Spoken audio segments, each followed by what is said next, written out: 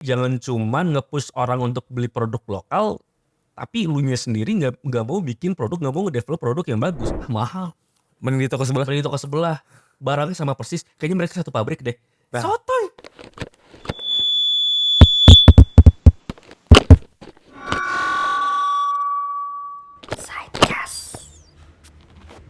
Bismillahirrahmanirrahim. Sidecast episode sekian ya. Kita udah gak peduli berapa ini episode-nya. Pokoknya yang penting kita akan mulai produktif lagi dan bakal sering mestinya ke depannya untuk keluar sidecast yang seru gitu ya. Nah, kali ini jadi kemarin gue baru diundang sama radio RRI Bandung, tepatnya tuh yang ininya, Pro 2-nya. Jadi di sana tuh gue bahas sesuatu judulnya degradasi kreativitas. Nah, jadi di situ, jadi gue tuh kemarin cuma dapat waktu sekitar 30 menit dipotong sama break lah gitu. Break azan. Bukan, tapi ada break ya. Jadi kalau di radio kan mesti ada ini ya. Jadi Oh iya, ada soal iklan, ada apapun gitu. Jadi kebagi dua. Jadi kayaknya gue ngomong cuma 20 menitan lah. Ngobrol cuma 20 menitan, kentang gitu. Kentang banget ya? Kentang banget. Jadi yang gue bahas tuh kurang lebih masalah kreativitas yang menurun banget. Dari mana nih? Dari banyak hal, dari banyak sisi. Contoh, lu yang kita sama-sama besar di Bandung. Bandung itu kan terkenal banget sama kreativitasnya ya. Ya. Dari mana-mana tuh Bandung tuh kreatif, Bandung kreatif. Semakin kesini kayaknya masih kreativitas sih. Cuman levelnya aja yang menurun. Nah, maksudnya menurun. Iya. Tidak hilang, tapi menurun Iya, banget. Dan ada di banyak hal. Betul. Kalau ngebahasnya sama kita mungkin dari ini dulu. Dari masalah yang kita geluti gitu loh, kayak jualan. Di jualan, brand, toko gitu ya. Entrepreneur lah gitu. Kita bahas dulu dari masalah produk. Ya kan, kreativitas di produk aja dulu. Itu tuh kurang banget sekarang. Oh, ada brand yang menghasilkan produknya tapi statusnya tidak kreatif karena kurang kreatif ya. Karena kan kalau kita bikin produk itu sama lah dengan produk-produk, sama dengan karya seni yang lain lah. Produk tuh ya gue sih nganggapnya karya seni ya. Karena kita ngulik banget gimana caranya bikin produk yang bagus dilihat, enak dipakai, durability-nya juga oke. Itu kan banyak hal yang harus kreatif dong untuk menemukan produk yang akhirnya jadi oke buat jual nih. Prosesnya itu tuh panjang. Mulai dari ide awalnya, bisa dari masalah, bisa dari inovasi. Terus lanjut ke gambar yang mau gimana, material mau pakai apa. Terus setelah jadi di sampling gak langsung jadi. Berarti ada proses risetnya dulu berarti kan? Yang itu panjang. Dari sisi kreativitas, ide, pikiran, waktu, duit. Gitu kan. Itu tuh proses yang panjang yang akhirnya bikin industri kreatif itu kan jadi seru tuh. Yes. Iya kan? Ini sih kalau misalnya ngeliat tuh momen-momen kayak gini tuh ya maksudnya yang lo bilang barusan tuh kayak narik di tahun 90-an sih atau 2000 awal. Mungkin bisa jadi semua brand kayak gitu. Iya, maksudnya orang tuh benar-benar nge-push diri mereka buat nonjolin atau ngeluarin sisi kreatifnya. Ya mungkin itu yang gak bisa diduplikasi sama generasi sekarang mungkin ya. Ini bukan judgmental sih, cuman maksudnya ini kita ngelihat dari yang ada aja sih sebenarnya. Jadi orang tuh karena semuanya pengen serba instan, jadi nggak mau melalui proses yang lo bilang barusan. Jadi orang segera pengen dapat hasilnya. Jadi udah biarin orang aja yang trial and error, kita yang nuai hasilnya aja. Iya betul. Jadi gue sih ngerasa kekurangan artis di industri ini. Jadi nggak tahu ya, gue sih merasanya sebagai seniman aja gitu. Kita bikin produk yang gimana ya, cocok yang disukai sama pasar, atau kita bikin hal yang baru yang bisa masuk dan diterima. Itu tuh kan seni ya. Nah kita tuh kekurangan seniman di sana gitu loh. Jadi yang terjun ke dunia bisnis atau ke dunia fashion gitu ya. Banyaknya orang-orang yang cuma mau ngejar cuannya doang. Akhirnya proses kreatifnya mereka skip. Ujung-ujungnya mereka hanya memanfaatkan fitur-fitur yang ada di e-commerce misalnya. Yang ada di internet. Gimana caranya mereka bisa tahu produk apa yang laku, kan itu gampang banget ya. Lu bisa tahu ya, let's say deh ada di Shopee, Tokopedia, Lazada, Blibli, ya lu dengan mudah Facebook Ads Library itu lu bisa dengan sangat mudah tahu produk apa yang sedang rame. Which is kita juga melakukan, tapi bukan untuk ditiru 100%. Gitu loh. kalau kita harus look up sama kondisi nih, kita harus up to date gitu ya. Kita harus tahu produk apa nih yang lagi laku. Itu memang harus. Ya. Tapi lu harus menyisipkan porsi kreativitas yang cukup gitu loh. Iya. Untuk akhirnya lu membuat industrinya semakin hidup. Dan akhirnya persaingan itu seru gitu loh. Karena akan keluar produk-produk yang lebih keren lagi. keren lagi. Bukan jadi ada supplier. Supplier desain terus di-copy sama semuanya. Iya benar, bisa jadi. Misalnya kita nih ya di Sidekick, kita bikin suatu produk yang menurut kita bagus gitu deh. Kita suka, kita launching. Terus akhirnya Sebulan kemudian seminggu kemudian edan cepet banget. Banyak toko-toko yang niru plak ketiplak dengan harga yang jauh lebih murah. Oke. Nah ini efek itu banyak banget. Pertama, bisa jadi kita yang buat jadi malas bikin lagi. Ya kan? Jadi malas dong bikin lagi. Lah daripada gue bikin akhirnya ditiru dan dimurahin sama orang, ya mendingan gue juga nunggu aja deh. Gue juga ikutan niru deh, bisa. Kedua, ini sebenarnya ya kan pasar menengah ke bawah sangat sensitif sama harga. Akhirnya mereka ya ngefilter aja yang mana yang paling murah. Gue suka modelnya nih, tapi ya udah gue beli yang paling murah aja karena kocek gue cukupnya segitu. Atau gue gak rela ngeluarin duit gede lebih tinggi untuk model yang sama. Iya. Gitu loh. Akhirnya teredukasi seperti itu. Jadi tidak terbiasa mengapresiasi karya. Iya bisa jadi karena pasarnya juga kali ya yang ngebentuk kultur kayak gini, bener gak sih? Iya sih. Jadi bisa jadi kebiasaan orang untuk copy paste produk orang lain untuk dimurahkan atau apapun itu namanya, itu juga karena memang saking mudahnya orang mengakses pasar saat ini. Which is itu orang bisa mengakses pasar lewat handphonenya. Kan ada marketplace kan? Betul. Jadi tiba-tiba semuanya apa ya? Transparan.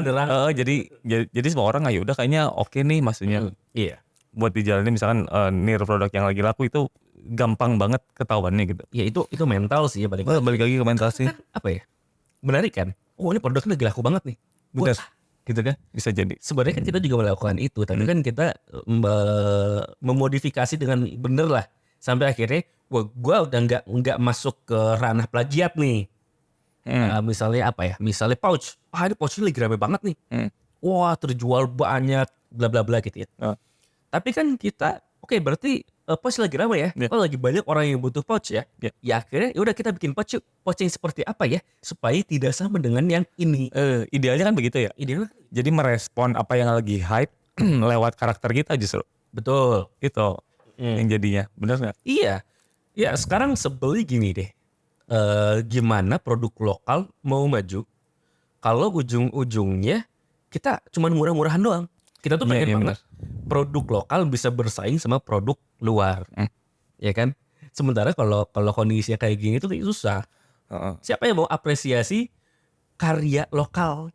Iya, mungkin di podcast edisi berapa gue lupa. Yang harus bergerak buat ngemajuin industri ini nih, brand lokal dan let's say brand lokal salah satu faktornya lah.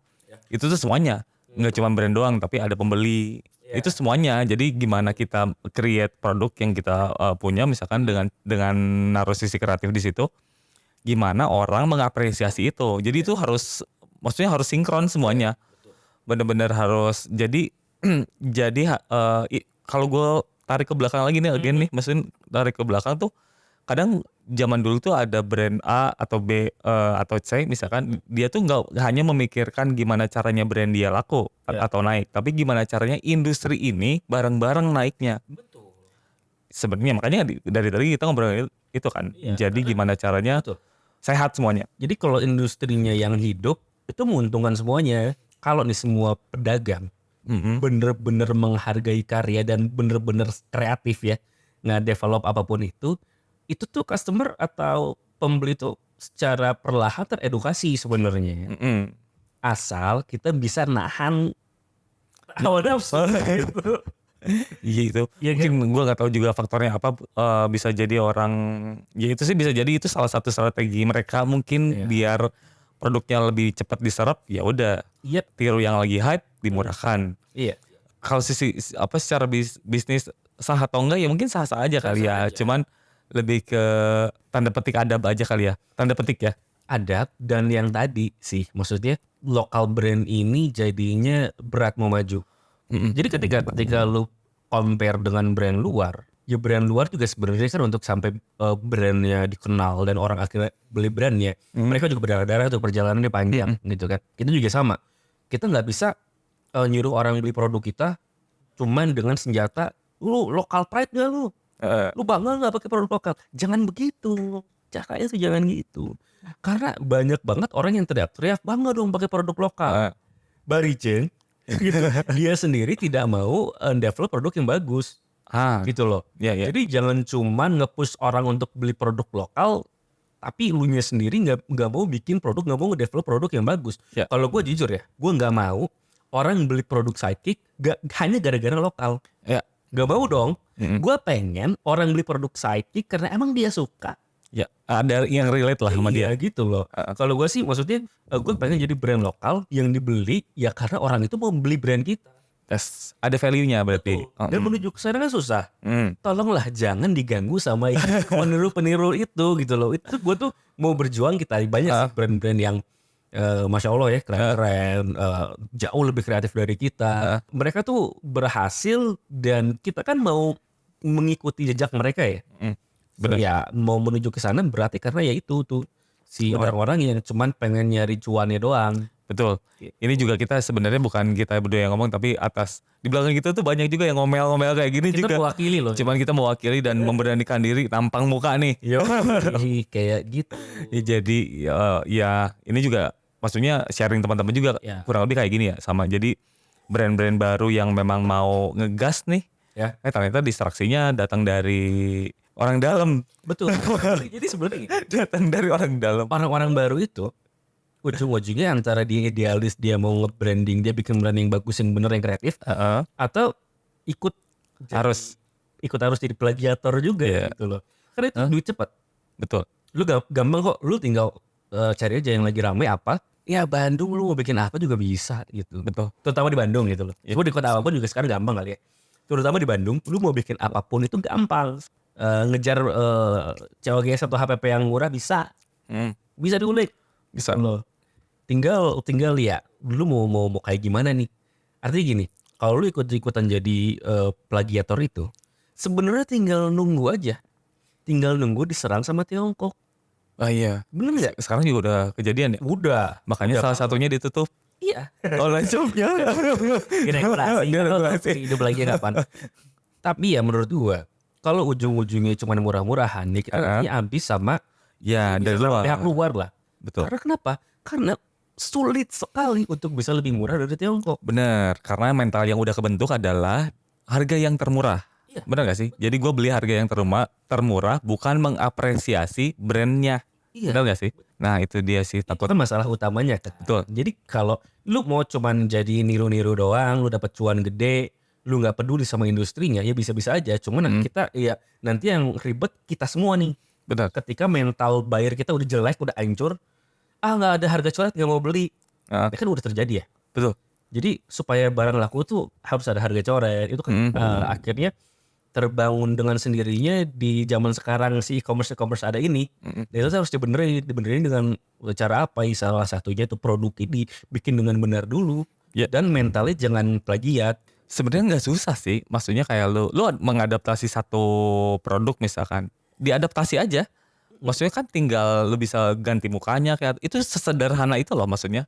Sesederhana itu dan emang itu juga yang kita lakukan kan? Iya maksudnya jadi mungkin maksudnya ngasih value sedikit lebih baik. Ya kan idealnya begitu kan? Betul, karena gini deh. Kalau teman-teman paham dunia tas, lu bakal tahu kok inspirasinya Sidekick itu siapa. Nah, ya kan gue sebenarnya. Oh, si Sidekick itu terinspirasi dari brand ini. Oh, tas yang ini tuh ngambilnya kayaknya dari sini nih.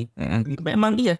Buset, ada telepon. Di tengah-tengah pertunjukan.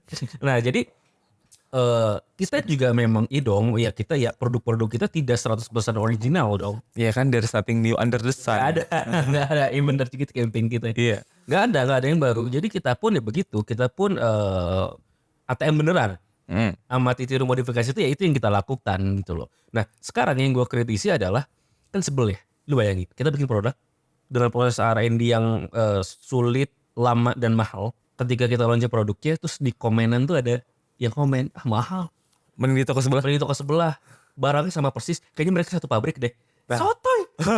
Itu ngeselin banget sih. Dan itu ya kalau lu kena iklan Safi, kalau lihat komennya banyak tuh yang kayak gitu tuh. Ya. Jadi sebel banget deh. Bener. Kita yang R&D, kita yang buat, terus ya wajar dong kalau proses panjang itu jadi value yang kita hargai. Iya ada cost berarti kan sebenarnya. Bener sih itu. Jadi kenapa harganya mungkin sedikit lebih mahal karena misalkan gue sebagai customer yang beli satu produk yang secara harga produksi mungkin ternyata murah banget sebenarnya. Tapi ternyata gue pengen beli itu dengan harga yang mahal. Kenapa? Karena ada pride di situ. Apa nama brandnya sebagai value. Jadi ketika gue pakai, ya at least orang lain ngomentarin, oh dia memang pakai brand ini, kelasnya di sini. Ya. Sebenarnya itu kan yang dibeli. Betul. Nah mungkin yang nggak dialamin sama beberapa seller yang akhirnya bisa berani ngejual harga murah banget. Kan itu berdampak banget ke penjualan kita ya. Ya nggak usah costly, mikirin aja enggak kali ya. Yo. Kan kalau dilihat ya, oh sekarang Safi lagi jadi lebih banyak diskon ya. Karena kan mau nggak mau akhirnya kita pas market kita tuh kegerus. Sementara kalau kita mau idealis nggak mau nurunin harga, ya kan ada operasional yang harus kita tutup, ada kalian yang harus kita bayar gitu kan. Bener. Akhirnya mau nggak mau kita adjust lagi harganya, dan semakin lama tuh kayak ngerasa wah ini semakin ngeri gitu loh. Mau sampai kapan? Makanya kita kan sekarang lagi giat banget untuk melakukan banyak campaign, bikin banyak campaign, proses brandingnya kita push banget. Walaupun itu cost, keluar duit gede, tapi nggak apa-apa, itu investasi untuk branding, untuk brand gitu. Bener. Yang namanya branding juga memang dampaknya nggak begitu langsung kerasa kayak kita direct sales ya. Jadi ya tapi itu salah satu upaya yang memang ditargetin ya, mudah-mudahan brand ini jadi sustain kan sebenarnya lewat itu. Sebenarnya yang kita bisa mungkin menuainya tahun depan atau 2 tahun lagi misalkan atau lebih. Tapi at least kita nitik, maksudnya ngasih titik sekarang nih maksudnya. Nah itu mungkin yang akhirnya nggak bisa dilakukan sama brand-brand yang berani ngasih harga murah sih. Soalnya kan secara hitungan matematisnya nggak masuk lagi. Iya. Mereka expect bikin satu let's say sama-sama campaign atau benar-benar proses branding kayak gitu, tapi dengan harga yang super murah gitu, harus ngejualnya berat banget gitu.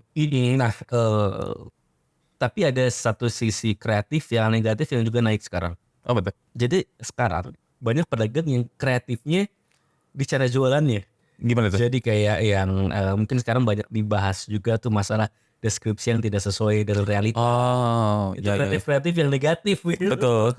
Jadi gimmick-gimmick yang wah ini kalau kita ngomongin tas ya, sorry to say, banyak banget brand tas yang klaim waterproof.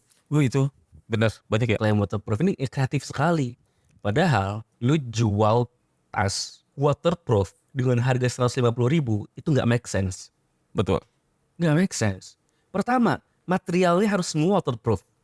Semua materialnya ya, atau at least bahan utama zipper itu harus waterproof. Nggak cukup sampai di situ kan? Ya. Nggak cukup. Kenapa? Karena di sela-sela jahitan itu akan masuk air kalau lu nggak seal. Betul. Dan itu mahal lumayan. Dan itu mahal. Nah, mulai dari material waterproof yang benar-benar waterproof ya. Jadi kebanyakan yang beredar di pasaran itu tidak waterproof. Ya. Tapi water repellent atau water resistance yang dia tidak permanen. Karena coatingan. Bagian efek daun talasnya itu coatingan. Ya.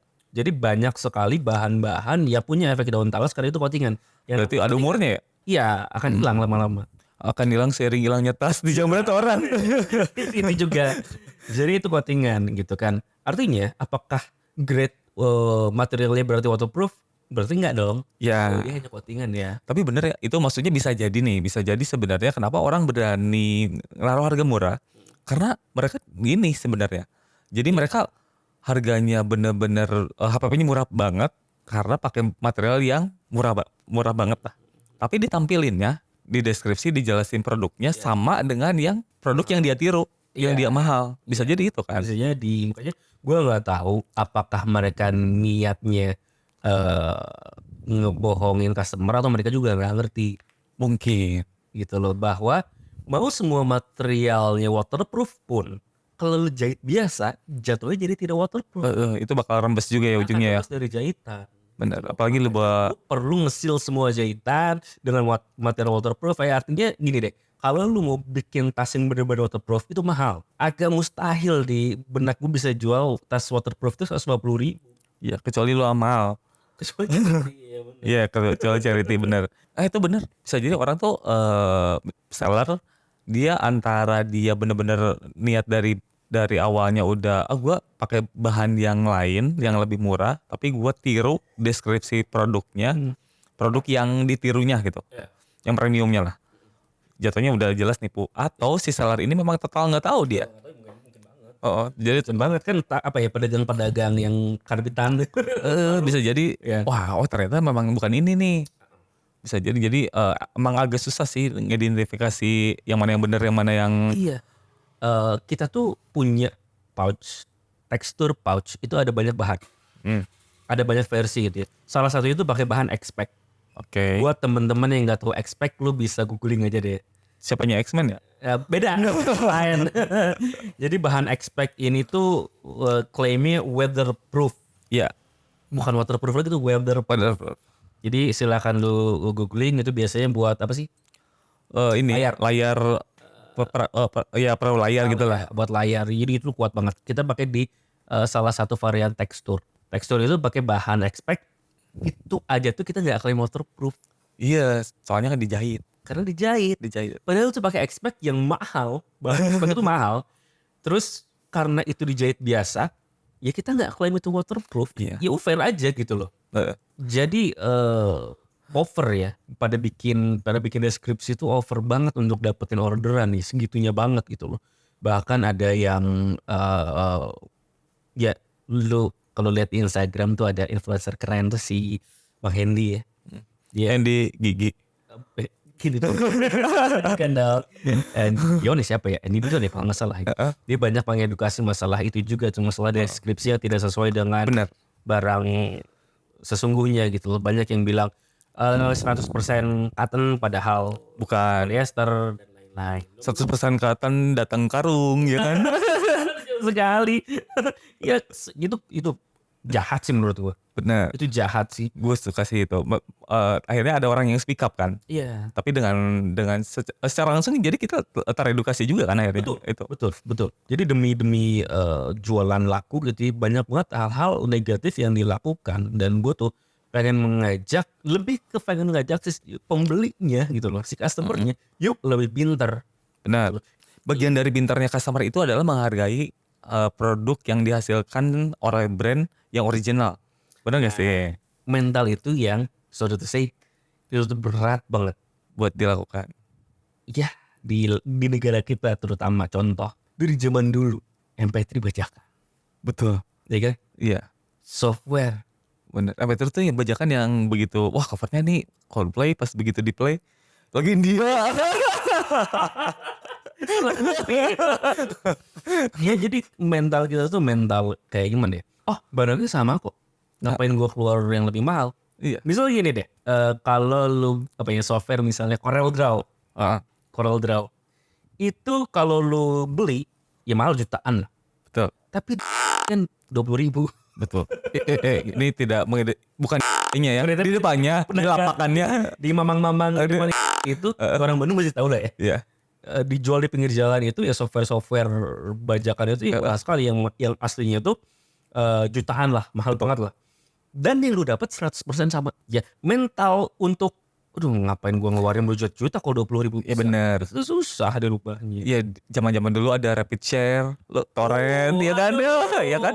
Kita kerap dengan yang begitu-begitu. Iya. Maksudnya, kalau zaman dulu sih beberapa hal yang kita harus dapetinnya terpaksa harus dengan cara gitu adalah, let's say kita ngomongin rilisan lah ya, rilisan banyak yang akhirnya nggak dirilis di Indonesia, tapi gimana cara dapatnya? Ya udah, itu salah satunya sih sebenarnya. Itu udah jadi habit, behavior kita bahwa ya kalau bisa dapetin dengan yang murah, kenapa harus keluarin mahal gitu dengan harga yang lebih tinggi gitu loh. Toh yang didapetnya sama-sama aja. Berarti jarang ya orang yang punya mental, kalau bisa ribet, kenapa harus gampang? Iya, enggak.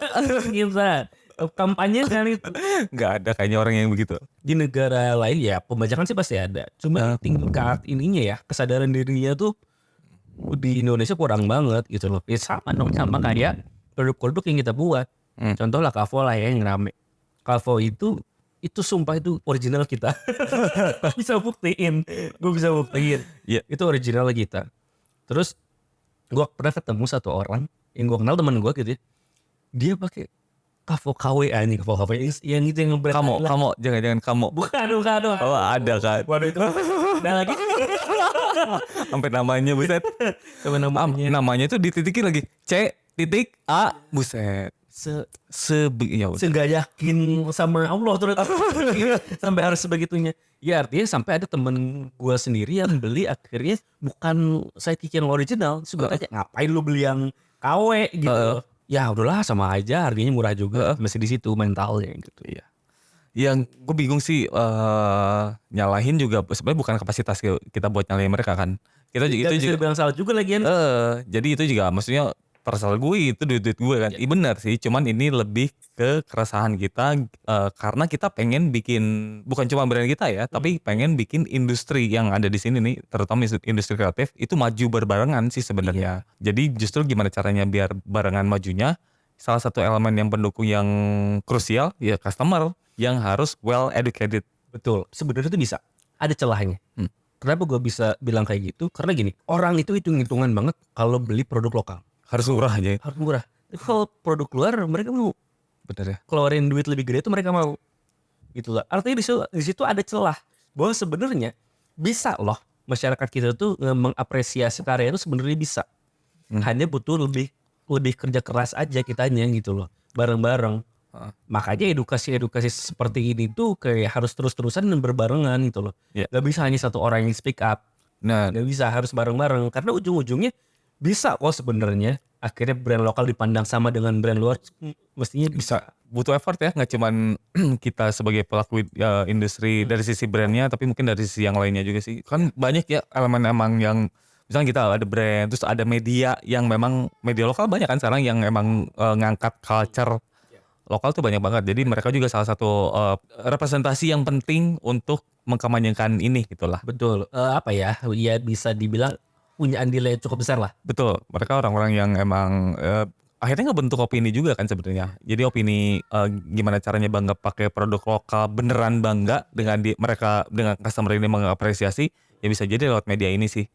Selain lewat ya, ini juga bentuk media kan sebenarnya, podcast ini juga bentuk media. Mungkin ada Bang Hendy juga di kontennya. Itu gokil sih Bang Hendy keren. Maksudnya mereka juga ngedukasi, nggak berhenti gitu ngedukasi. Kayaknya perlu banyak yang kayak gini gitu. Perlu. Ya mudah-mudahan lah dengan apa yang kita lakukan untuk nggak seberapa. Mungkin ada 1-2 orang yang dengar tapi bisa berpengaruh gitu. Betul. Dan ngomong-ngomong soal kreativitas yang agak menurun atau degradasi yang barusan sih kayaknya mungkin ada hubungannya sama yang belakangan lagi hype nih. Kan si TikTok Shop diregulasi. Meskipun gue nyampainya gitu ya. Tapi kan maksudnya itu juga setelah ditarik ke belakang ternyata emang ada faktor di belakangnya kan. Ada tuntutan dari maksudnya pedagang yang offline yang memang menuntut e-commerce ini ditutup aja lah atau dan lain sebagainya lah. Nah kalau ngomongin kreativitas atau itu juga mungkin ada hubungannya sama mereka nih. Ini lagi-lagi bukan menjudge atau justifikasi ya, tapi lebih ke merespon aja kayaknya rada kurang bermain-main sama kreativitas ya nggak sih? Kan kreativitas juga bukan cuman menghasilkan produk kan, buat campaign atau apapun itu tuh nggak cuman berhubungan sama itu kreativitas, tapi gimana cara lu menjual produk lu kan butuh kreativitas di situ. Lah, lu tap in di online tuh sebenarnya bener-bener salah satu bentuk kreativitas kan harusnya. Iya. Nah, mungkin ada beberapa teman-teman kita yang memang belum nyampe ke situ, jadi malah melakukan hal yang di luar itunya gitu, malah nuntut platformnya ditutup. Padahal di balik itu kan banyak banget pedagang-pedagang yang sama-sama baru memulai juga. Gue juga maksudnya ngelihat nggak usah brand lah, banyak pedagang kayak yang ibu rumah tangga yang gimana caranya biar dapat duit penghasilan tambahan ngebantuin suaminya jualan online baju-baju anak yang gitu. Platform itu tuh berpengaruh lumayan. Tapi kan mereka jadi kena gerus juga kan. Rada bingung sih maksudnya. Ya gue juga melihatnya, gue gak tahu ya apakah si pedagang-pedagang itu tuh terutama yang Tanah Abang itu ya.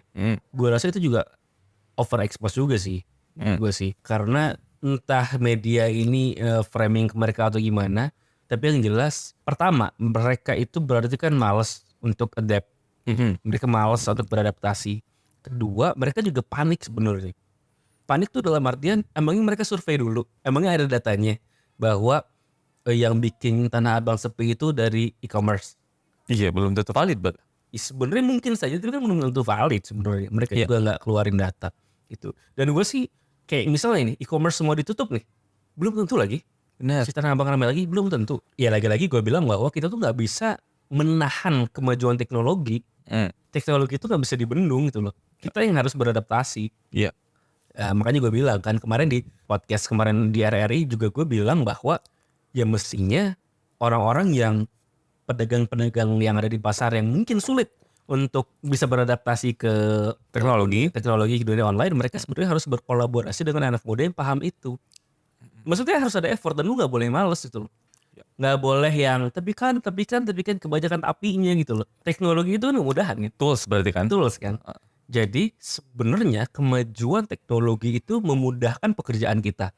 Memudahkan manusia gitu loh. Kenapa teknologi ini akhirnya malah seolah-olah kayak membunuh sebagian orang gitu kan. Ya berarti kan lu tidak bisa beradaptasi. Mungkin shopkeepernya yang begitu buka sosial media sampai bikin story, aduh toko sepi nih, di uploadnya di TikTok. Iya. Padahal dia TikTok user juga. Selama toko sepi juga mereka. Ya begitulah. Tapi maksudnya gue merespon aja sih sebenarnya. Karena gue ngelihatnya bukan kita as a brand. Kalau berimpact sama kita, ya mungkin berimpact. Cuman mungkin bakal kerasa lebih berimpact sama yang bentuknya tuh kayak bener-bener sama-sama pedagang. Iya. Ada ibu rumah tangga yang gue bilang barusan. Ibu rumah tangga jualan baju anak-anak. Yang mereka ngandelin banget itu buat kelangsungan jualannya gitu. Betul. Sebenarnya gini, pedagang online itu juga sebenarnya bukan jadinya enak-enak aja jualan online, karena di dunia online sendiri itu lebih tidak stabil lagi, betul. Lebih dinamis lagi di online itu. Ya, saingan lebih banyak malah. saingan bertemu cepat banget. Ya.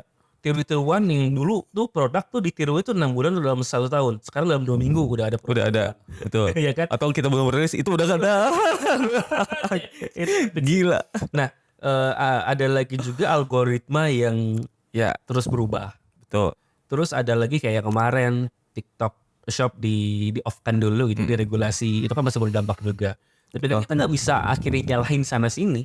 Ya sudah gitu loh. Kita harus bisa merespon dengan bijak. Jangan sampai kita menggantungkan hidup kita sama TikTok, menggantungkan hidup kita sama Facebook gitu loh. Yes. Ya kita harus kreatif balik lagi. Benar. Jadi coba cara lain berarti kan. Betul. Kita nggak ngomongin brand lah, kita jualan penjual perorangan aja. Ya intinya sih sebenarnya mau melakukan lebih aja sih. Berarti kan mau melakukan lebih artinya dituntut buat kreatif kan. Betul. Kalau gue sih yang gue soalnya sih gitu sih. Maksudnya yuk kita balik lagi jadi kreatif. Jangan sampai kita jadi orang yang malas gitu loh. Menurut gue akar permasalahan itu malas. Malas mikir, malas ngulik, malas develop gitu kan. Jadi akhirnya kita maunya gampang, mudah, nggak ribet gitu kan. Tapi cuannya paling gede. Gila cuannya gitu. Bener-bener. Gitu. Lu bayangin gak kalau semua kompetitor recycling misalnya, semuanya tuh kita bertaruh kreativitas. Yes. Gue yakin bahwa pasar pun akan ngikut akhirnya. Ngikut bener ya. Ya kan, harga pun gak akan jatuh-jatuhan. Kalau semuanya kita pertarungkan tuh produknya nih, kreativitas. Wah produk gue lebih cakep bentuknya, oh produk gue material lebih bagus, oh produk gue punya fitur ini. Itu yang diadu tuh. Itu tuh seru. Itu tuh bakal bakal bikin industri bertumbuh. Iya sih. Beda cerita kalau gue lebih murah nih. Oh gue bisa lebih murah. Pokoknya kalau udah mainannya harga udah rada repot aja ya. Ini juga balik kayak dulu juga. Banyak brand-brand yang lebih senior dari kita nih, mereka juga berjalan berbarengan. Padahal mereka saingan nih. Iya. Mungkin produk yang ditawarkan sama, tapi karena mereka ngejalaninnya bareng-bareng, selain brand mereka maju, tapi mereka menciptakan komunitas yang memang akhirnya bisa diatur tanda petik sesuai keinginan mereka. Iya. Itu juga seru sih. Jadi akhirnya brand berdasarkan komunitas itu kuat.